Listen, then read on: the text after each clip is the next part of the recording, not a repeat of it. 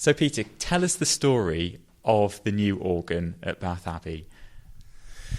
Well, when I arrived here in 1986, I was told that the organ had been rebuilt in 1972. So I expected it to be in tip-top condition. And I'm afraid I was very disappointed. It clearly had been a fine instrument, and it was a much loved instrument. It was held with great affection locally. But it was an instrument that had grown and been enlarged and moved, and over the century or so of its existence had had a lot of work done to it. And it was showing signs of suffering from this process.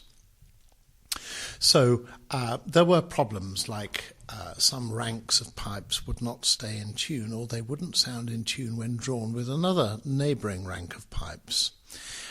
There were whole sections of the instrument that sounded late because they were on a slower action than other parts of the instrument.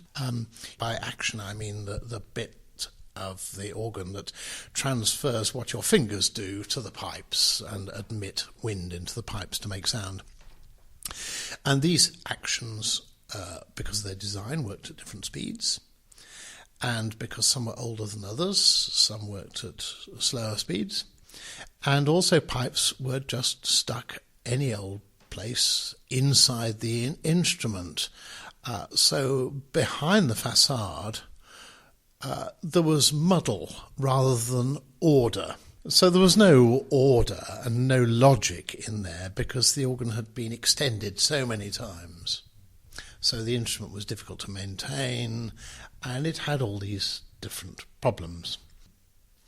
So when I arrived, different keyboards spoke at different speeds, and different stops on the same keyboard spoke at different speeds, and different parts were decaying at a different rate. And it just was disappointing. So I contacted various organ builders, inviting them to Bath to inspect the instrument and to put in their solution for ensuring the long-term mechanical reliability of the instrument and for binding it together into a unified musical whole. So as it happened, we had 5 tenders, and when they came in, Clysis was the third price-wise of the 5. It was right in the middle. It was also head and shoulders above the others. It was the most detailed, the best, most thoroughly thought through. It was the most imaginative and the simplest plan. And it was the only one to include scale drawings of what they intended to do. It stood out from all the others. And then in January 1996, they came and took away the organ. And so they got to work. What kind of tools did they bring with them that they used and they needed to dismantle the organ? Screwdrivers, obviously. But you see, pipes just lift out. And there were 4,000 pipes to come out. You just lift those out. And about half the pipes were reused. And once those have gone, the rest probably comes apart with screwdrivers, I should imagine. And obviously there's a huge difference in size between a pipe that you can probably hold in the palm of your hand and some of the slightly larger pipes that went to Bonn. What kind of size range are we talking about? So we're talking about a speaking length of about a centimetre up to 32 feet. So the smaller pipes were quite easy to take out. The 32 feet pipes, how were they actually removed? Well, what was the process there? The bottom 6 remained in the building. And they're responsible for rumble rather than pitch on the whole. And you can see how effectively these big wooden pipes form a back wall to the instrument, really, shielding the instrument from the window and the taxi rank. The others were lowered on a pulley. There was an electric pulley, and they were lowered and put into a truck. So the 4,000 pipes went to Germany, And then when did the pipes start coming back from Germany? Well, the first part of the organ came back in beginning of January 1997, in about probably the 3rd or 4th of January. So roughly speaking, January, February, March was construction of the instrument, the structure, the winding, the action, until roughly the end of March, and then the pipes started coming in, and each row of pipes was voiced as it went along. So there were people with different skills. There were people skilled with construction and working with wood, with working with pipes, people who were good at the electrics, because a lot of electrics in there, as well as the mechanical action. Can you just tell us what the carpenters would have done? Well, the whole thing's built of wood.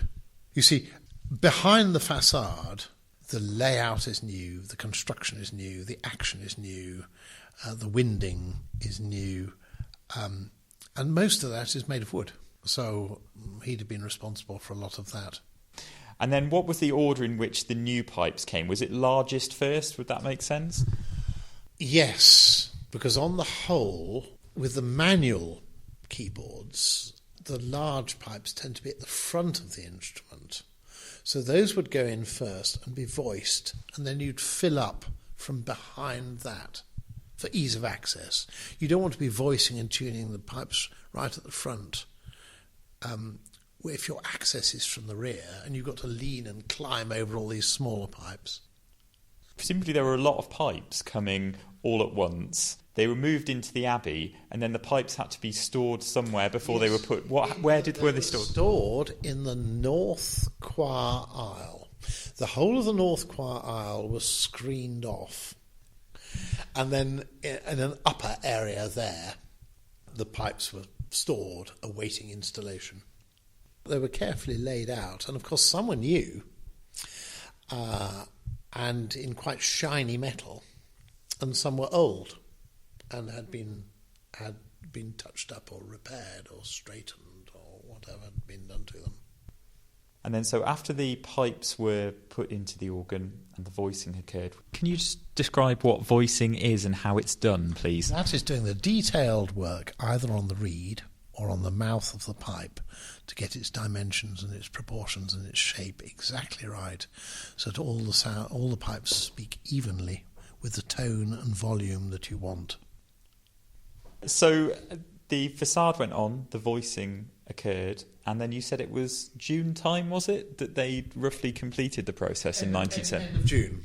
And then we had a sort of 3-month settling in period, and the organ was formally opened in October. And if we can compare the quality of the sound between the organ before it was replaced by Kleiss and the organ afterwards, can you just talk about those differences, Peter, please? Yes, I would say it speaks into the building with greater clarity. It sounds bigger, and interestingly, it isn't, it's smaller. Wonderful, thank you, Peter. Anything else you'd like to add? I remember the first musical notes played on the organ. That is when the first, I think, 2 ranks of pipes had gone in, but hadn't yet been voiced or tuned. But we had a little ceremony that evening, and I went up there and I played the German national anthem and the English national anthem, neither of which was hardly recognisable because, of course, the pipes had just been put in, not voiced and not tuned. So it was very out of tune, but we had both national anthems and we all went out for a drink.